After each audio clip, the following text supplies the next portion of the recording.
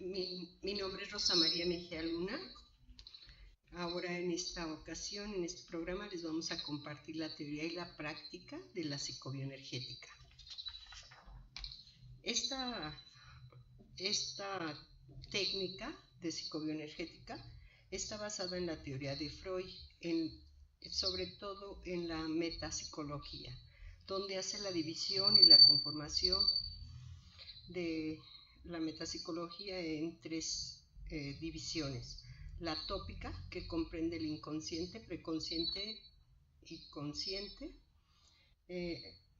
y la segunda tópica es la dinámica, que es el movimiento entre el superyo, ello y yo, y la económica, que está caracterizada por las catexias o cargas libidinales y que se va a manifestar en síntomas. Esta es la dinámica de la tópica en cuanto al movimiento de energía que nos aporta hoy. Es decir, que es el desplazamiento, proyección o sublimación de la energía que se genera en la metapsicología, sea personal, familiar o social. La metapsicología se refiere en psicoanálisis a dos conceptos diferentes. En el sentido nato, designa la forma en que Sigmund Freud asignaba los aspectos teóricos centrales de su teoría psicoanalítica, distinguiéndolos de la definición de la psiquiatría clásica de esa época, a través del establecimiento de su concepción innovadora acerca de la existencia de una casualidad psíquica con base en el inconsciente. En este primer sentido se orientan las primeras menciones de Freud al término, algunas de las cuales son muy tempranas. Este es el significado que tiene el término cuando lo utiliza en sus cartas a Wilhelm Fly, más precisamente o específicamente el 13 de febrero de 1961.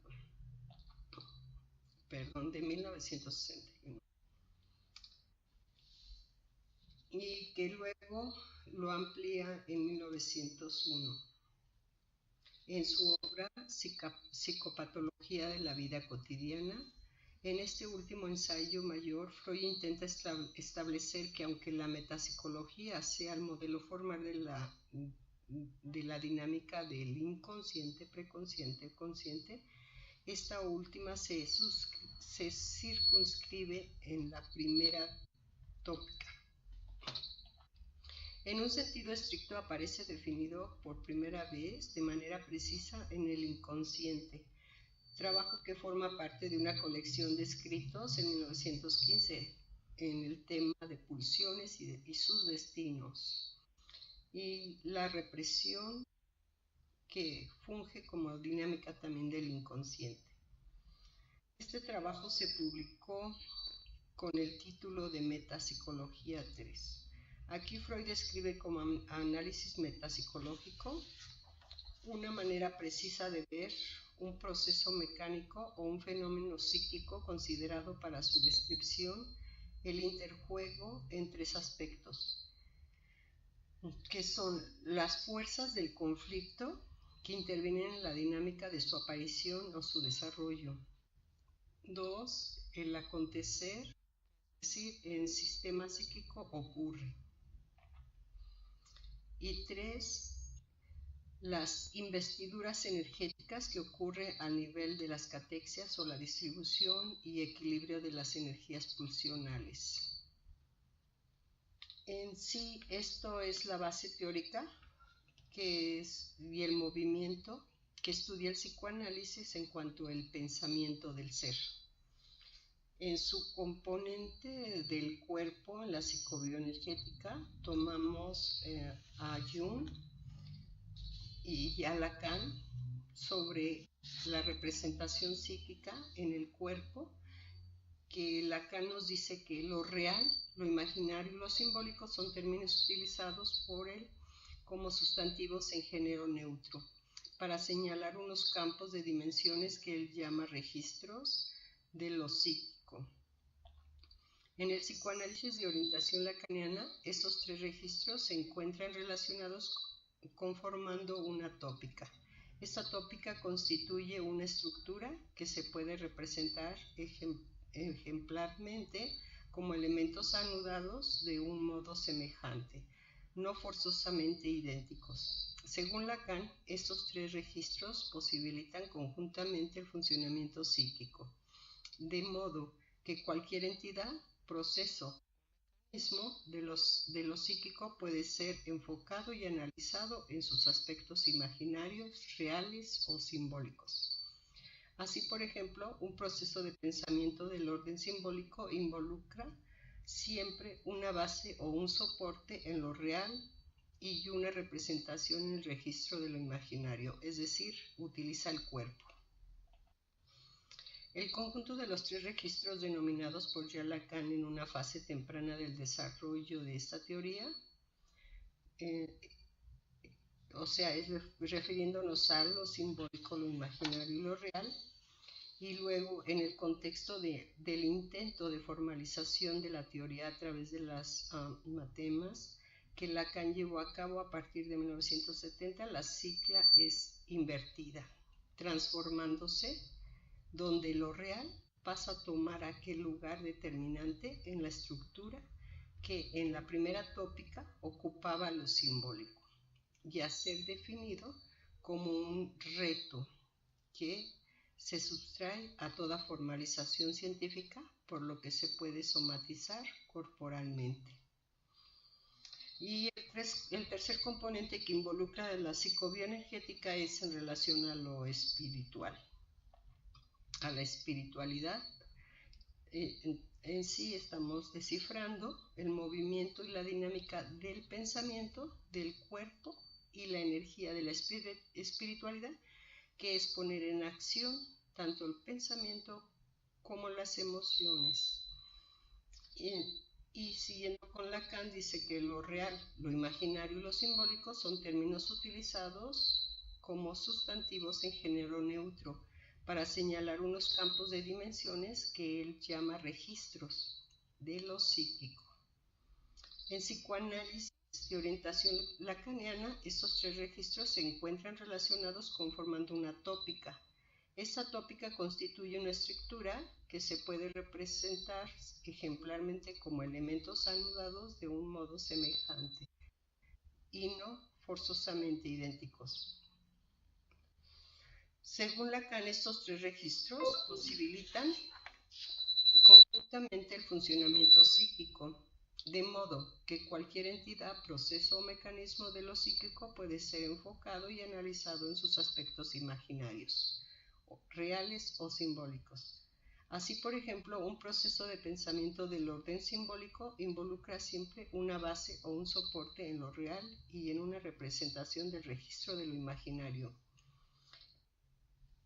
El conjunto de estos tres elementos que utiliza Lacan están en su contexto principalmente utilizando el cuerpo desde lo imaginario, y esto lo aplica en el estadio del espejo. Y para esto continuar de la teoría en cuanto a la espiritualidad o la energía que se pone en acción, la teoría de Jung tiene como concepto central el individualismo, la cual divide a la psique en tres partes: el yo, que se identifica con la mente consciente; el inconsciente personal, todo aquello que se forma en el pasado del individuo y son los recuerdos reprimidos o que ha debido a su relevancia eliminado, y que a su vez contiene partes de la personalidad que no logran aflorar del todo en la conciencia. El inconsciente colectivo se trata en la atmósfera de lo desconocido, es decir, en el pasado filogenético de cada individuo. Y para este tercer elemento que utiliza Jung, ponemos de ejemplo todo lo que son los mitos y creencias.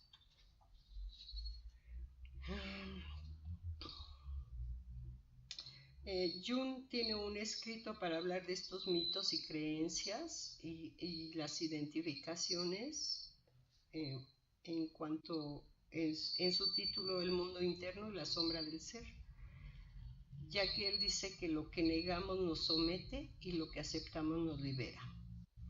Criterios, definiciones de la psicología analítica en su ya obra preferencial de Jung, y que se ha seguido aplicando en todas las técnicas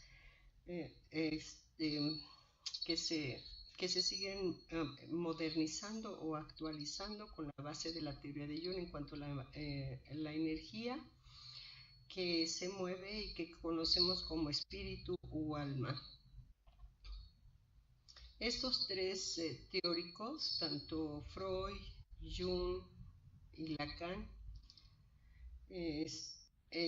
los estamos tomando para la práctica del psicoanálisis clínico y puesto herramientas de la psicobioenergética para un mayor entendimiento, un mayor análisis, una reflexión de cada individuo y cómo se relaciona, y además también a través de su lenguaje. Estos análisis están tratando de compartir toda esta base teórica que el psicoanálisis por medio de estos tres nos aportan en esta división y esta clasificación entre lo que pensamos, sentimos y hacemos. Jung divide su teoría en teoría y práctica clínica. Él dice que el individuo se identifica aplicando la teoría de Lacan en cuanto a las identificaciones, y lo divide en el arquetipo, que es el análisis de la transferencia y de la contratransferencia, la teoría de sí mismo, que son las vivencias simbólicas del sí mismo y el análisis, y el desarrollo de la personalidad desde la infancia a la vejez. Esto es en la elaboración de la imaginario, diferenciada tal y como se presenta. El orden de importancia concebido de cada escuela permite definir su propia idiosincrasia, a la vez que ampara el marco del conjunto de lo que podríamos denominar junguianos, recordando que más allá de una exposición esquemática, tipo existente, una realidad dinámica y altamente compleja. En sí, las diferencias o las semejanzas entre estas tres teorías, de la de Jung, de la de Lacan y la de Freud, las estamos tratando de complementar en la práctica de la psicobioenergética. La escuela junguiana clásica, la escuela evolutiva y la escuela arquetipal. Es decir, que el sí mismo, el desarrollo de la personalidad desde la infancia y la vejez, y los arquetipos. Los arquetipos en el desarrollo de la personalidad, igual desde la infancia hacia la vejez, del sí mismo, el arquetipo, y en sí mismo el desarrollo de la personalidad desde la infancia a la vejez. En cuanto a la práctica de la psicobioenergética, la escuela junguiana y la escuela evolutiva y la escuela arquetipal que nos manifiesta Jung.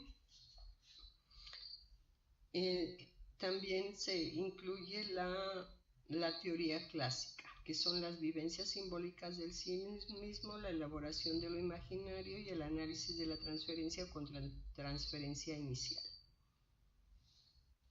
Jung nos dice que nacemos de una herencia psicológica y biológica, y ambos son determinantes de la conducta y de las experiencias. En este caso, el material no se origina en la experiencia personal. Estos tienen cierta relación con los arquetipos, que según el autor son las tendencias o las predisposiciones heredadas para responder al mundo.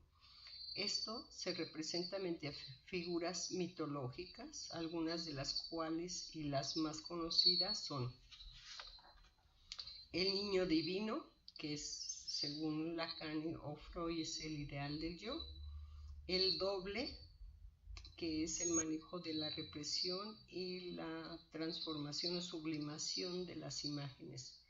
El viejo, que es el sabio, el viejo y el sabio, que son precisamente las etapas más altas logradas de conocimiento y de aplicación, según Jung. Y principalmente la madre primordial. Estas imágenes de los arquetipos que nos proyectamos en cuanto a las identificaciones, las vamos a explicar más adelante, como es el niño divino, el doble, el viejo, el sabio y la madre primordial.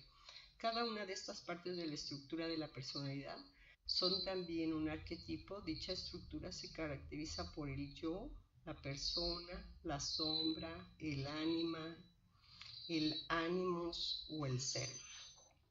Por otro lado, Jung nos habla de dos actitudes básicas para la personalidad.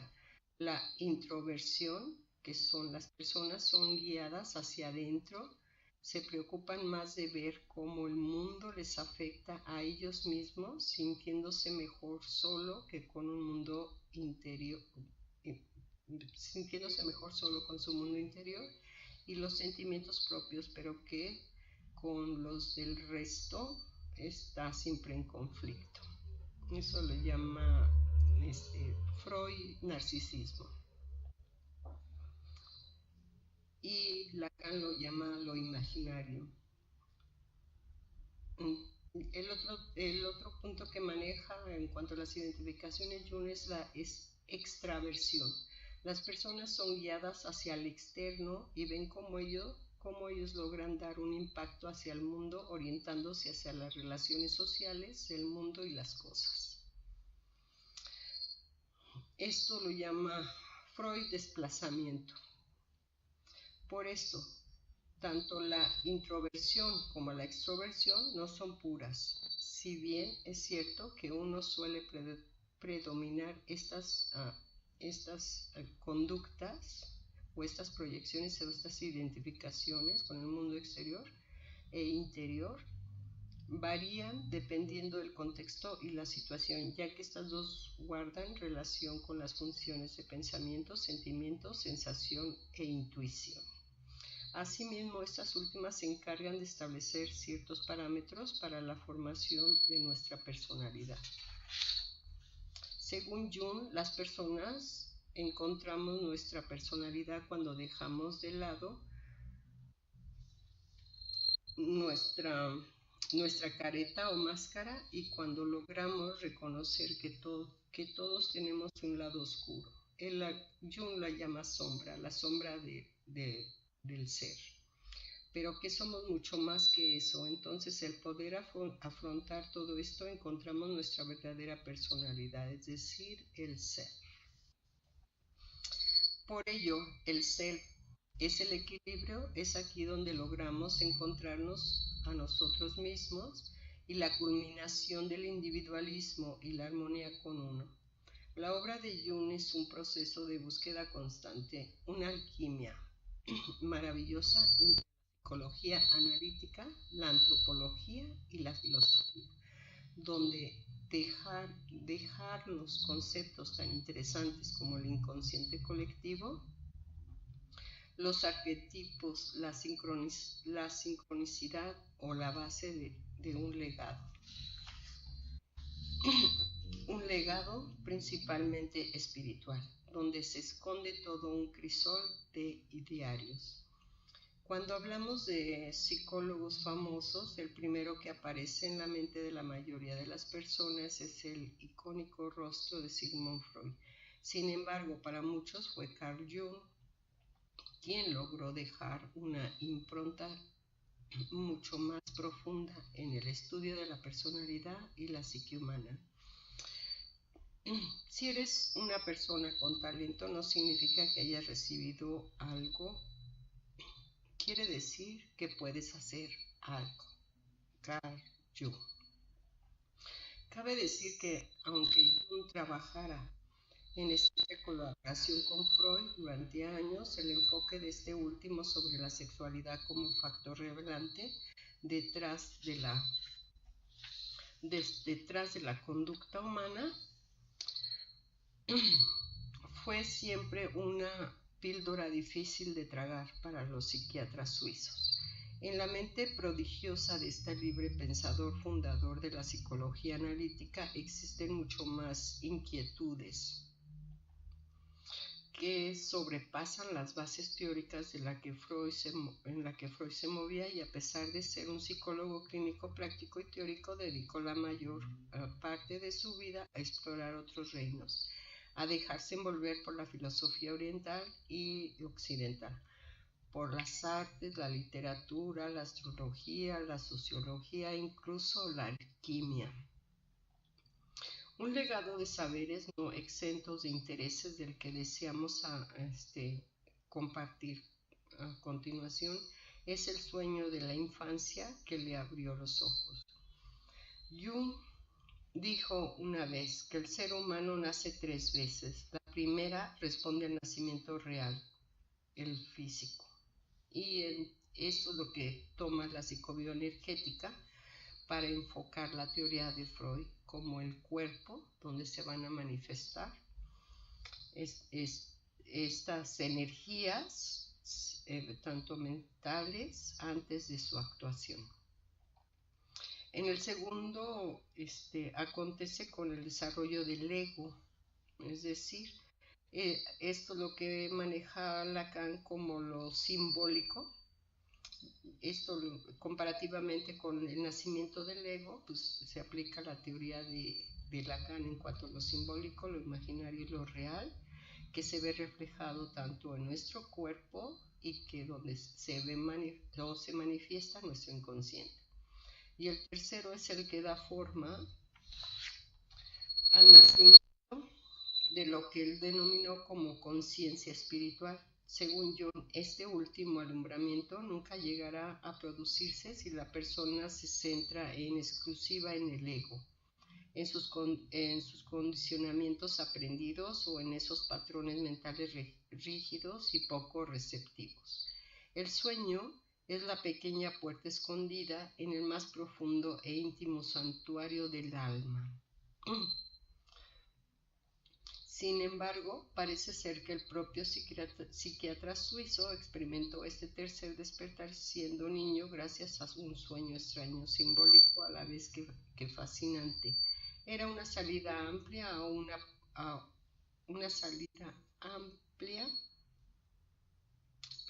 era una sala amplia con una alfombra roja donde se alzaba un ser extraño postrado en su trono.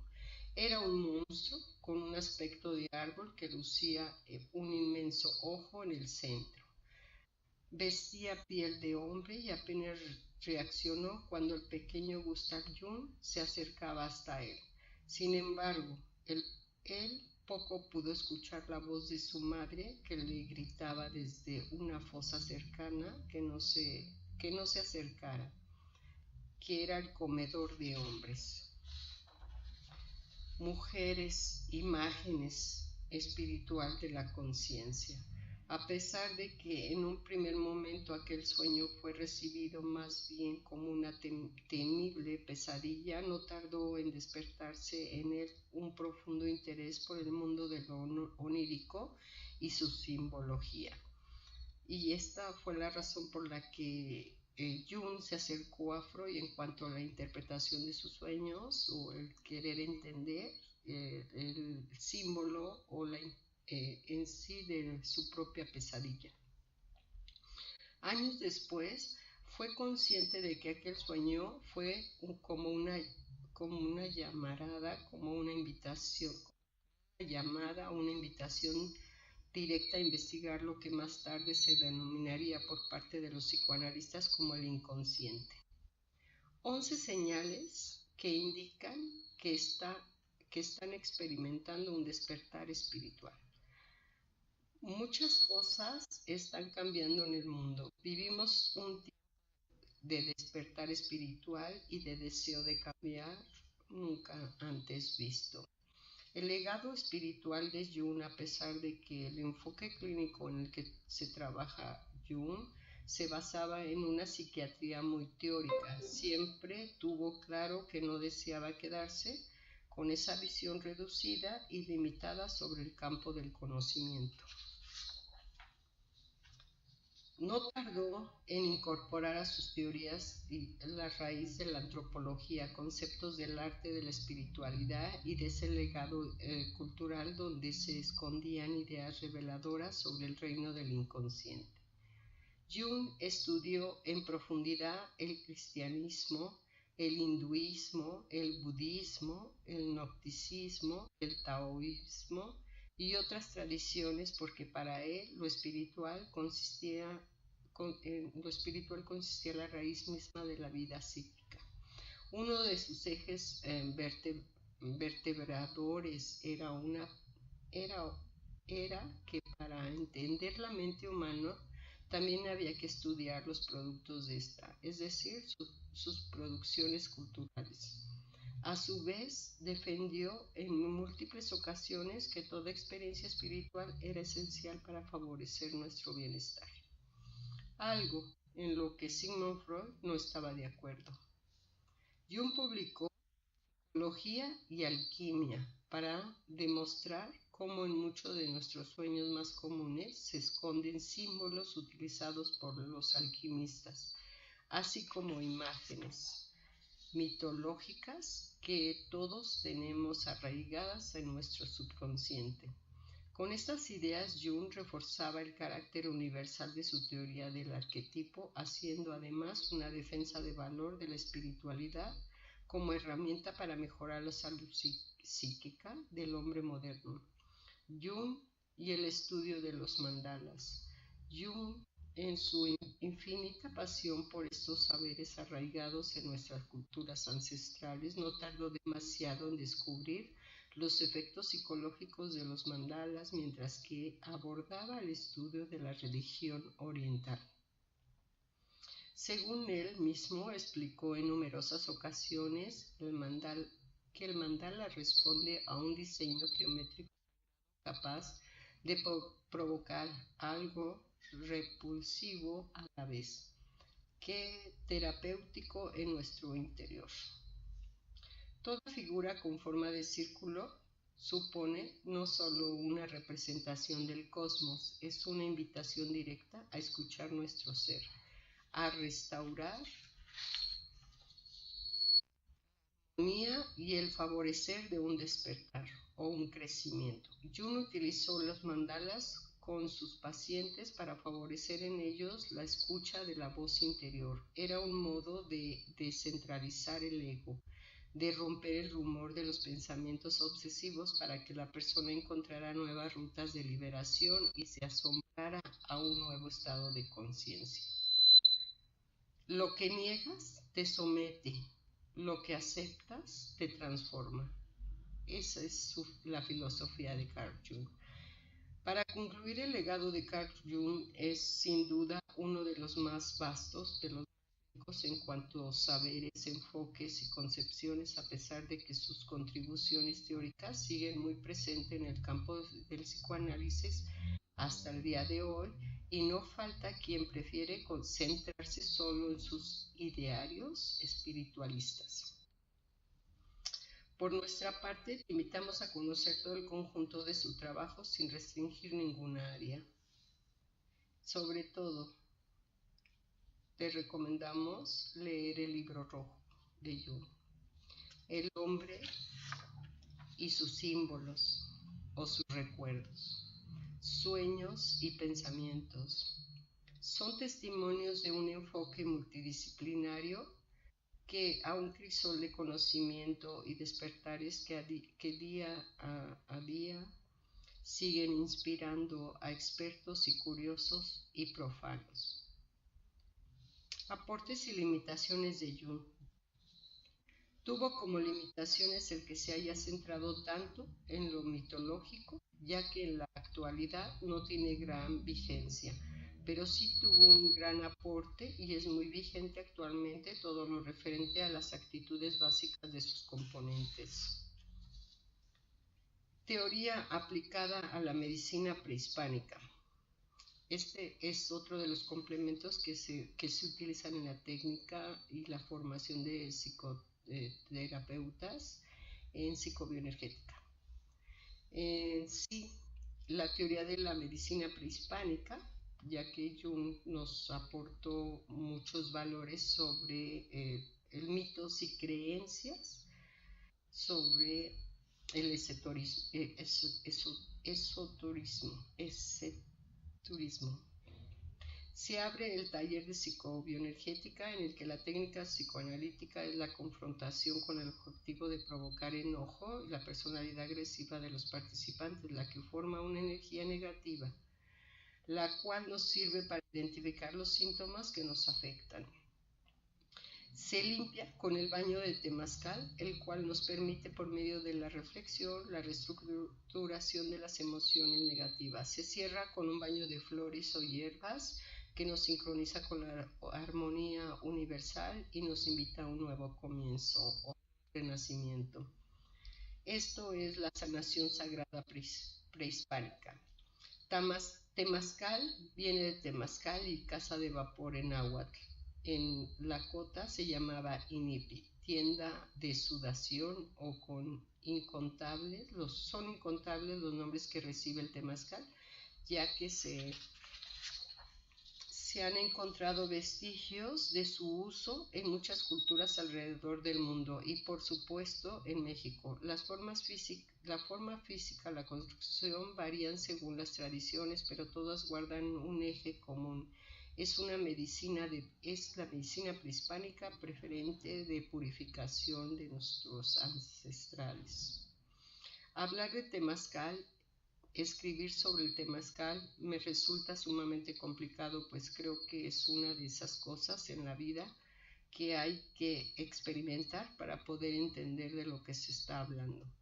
En lo personal he tenido contacto con temazcales de las tradiciones laquitas, pero principalmente de la mayoría de tradición tolteca. La simbología que encierra el temazcal es inmensa y a la vez fascinante. Todo tiene una razón de ser, un por qué o un para qué. Para aquellos que aún no han vivido esta experiencia del temazcal, se calienta con piedras volcánicas sobre las que se vierte agua y se genera el vapor. Las piedras se calientan previamente en un horno de leña o fogón. Se dice que las piedras volcánicas son nuestras abuelitas. Ellas han estado aquí desde el principio de los tiempos, viendo la evolución de la Tierra y han guardado muchos secretos. Son nuestra memoria ancestral, pues vienen del centro de la Tierra y por ello dentro del temazcal en algunas tradiciones se le cuenta a las piedras lo que nos sucede y se ofrenda y se les pide que lo sanen. Las piedras se colocan en el centro del temazcal, es decir, viene a representar el ombligo de nuestra madre tierra. Pero ellas no trabajan solas, para ello necesitan el fuego, el que todo sana, el que todo disuelve, el agua que nos invita a fluir y eleva nuestro rezo, nuestros pensamientos a través del vapor. Tierra mi cuerpo, agua mi sangre, aire mi aliento y fuego mi espíritu. Los 4 elementos se hacen presentes en el temazcal, nuestros 4 cuerpos, físico, emocional, intelectual y espiritual. Se desintoxican, se purifican y se sanan. A continuación, con la simbología del temazcal se representa y se saludan las 4 direcciones de cada una. Tiene un significado específico representando a su vez el ciclo de la vida. También los temazcales normalmente tienen lo que se llama 4 puertas, es decir, 4 secciones donde se cierra y se abre la puerta del temazcal y entran más piedras calientes. Normalmente la puerta de entrada del temazcal debe colocarse hacia el oriente, es decir, al amanecer o el inicio del día, la primavera, donde nace la luz, donde nace la luna nueva. Mucha fuerza, la fuerza del sol, el aliento de la vida, la semilla, los animales, los guardianes, son Los guardianes principalmente son el águila, la guacamaya y el color es el rojo de la primera puerta. Puede representar el cuerpo físico del temazcal y de todo lo que existe. La segunda puerta se ubica en dirección al sur y representa el verano, el sol del mediodía donde no hay sombra. El retoño de la semilla se representa con el amarillo y los animales son el colibrí y el jaguar. Es la puerta de las emociones, del amor, la voluntad, el afecto. Y se sigue a la tercera puerta, que es el poniente. Cuando baja el atardecer, es el otoño, la etapa de recolección, de recolectar los frutos, la puerta de la medicina, de lo sagrado, de lo femenino, representada por el azul, la sabiduría y el intelecto. El animal que lo representa es la serpiente. Y finalmente llega el invierno, la cuarta puerta, que está orientada hacia el norte, y representa la conciencia del espíritu, el invierno, el momento de guardarnos de esa representación con el blanco, identificándonos con el color blanco, y es la puerta del oso, del venado o del ocelote. El blanco, donde se pinta la vida, es la conciencia donde todo renace, se regenera. También se saluda al cielo, a la madre tierra, al corazón, a todos los hombres. El temazcal representa el vientre de la madre y al entrar está oscuro, empezamos a sudar y nuestro cuerpo físico, mental, emocional, espiritual sueltan todo lo que no le sirve, lo que nos estorba. Nos limpiamos y así cuando salimos tenemos la oportunidad de renacer. Volvemos a nacer en el vientre de la madre. Para lograr la sanación y la purificación, además del vapor que se produce, se utilizan muchas hierbas, cada una con su fin específico según la enfermedad que se quiera tratar. Romero, albahaca, menta, salvia, pericón, ruda, eucalipto, toronjil, etc. Las plantas pueden utilizarse para golpear el cuerpo y ayudarlo a liberar toxinas o en un té, ya sea vertido sobre las piedras para producir vapor aromático o para beberlo en sí y tomar su medicina. Durante el temazcal, además de la terapia con herbolaria y fitoterapia, se realizan muchas otras terapias de forma paralelas, que es la termoterapia, la hidroterapia e incluso la psicoterapia. En muchos temazcales la gente habla de sus problemas, los confiesa, y otras herramientas muy utilizadas en los temazcales son los cantos. Se canta para liberar, para alegrarse. El temazcal no es simple baño de vapor, es todo un ritual y un proceso de desintoxicación a todos los niveles, como lo mencioné al principio. La experiencia del temazcal la experiencia del temazcal no se platica, se vive, se siente. Para mí es una de las mejores medicinas que ha existido en la historia de la humanidad. En lo personal, cada vez que entro, me encanta la idea de pensar que estoy nuevamente en el vientre de la madre tierra, y que puedo renacer, pero con una pequeña diferencia. Al salir del temazcal podemos renacer en conciencia y hemos eliminado todo aquello que no necesitamos. Lo soltamos y salimos renovados. Es una oportunidad para dialogar con todo lo que existe, con las piedras, con el fuego, con el agua, pero principalmente nos invita a un diálogo con nuestro corazón, donde todo aquello ya no quiero, se lo lleve el vapor, y todo aquello que ya no queremos, se lo lleve el vapor, y también ese mismo vapor eleva mis deseos al cielo. Conecta mi corazón con el corazón de todos los seres, con el corazón del cielo y con el corazón de la tierra. En sí, esta es la finalidad y los objetivos de la psicobioenergética, que tiene una base teórica y donde movemos tanto el pensamiento, las emociones, el intelecto y nuestros actos.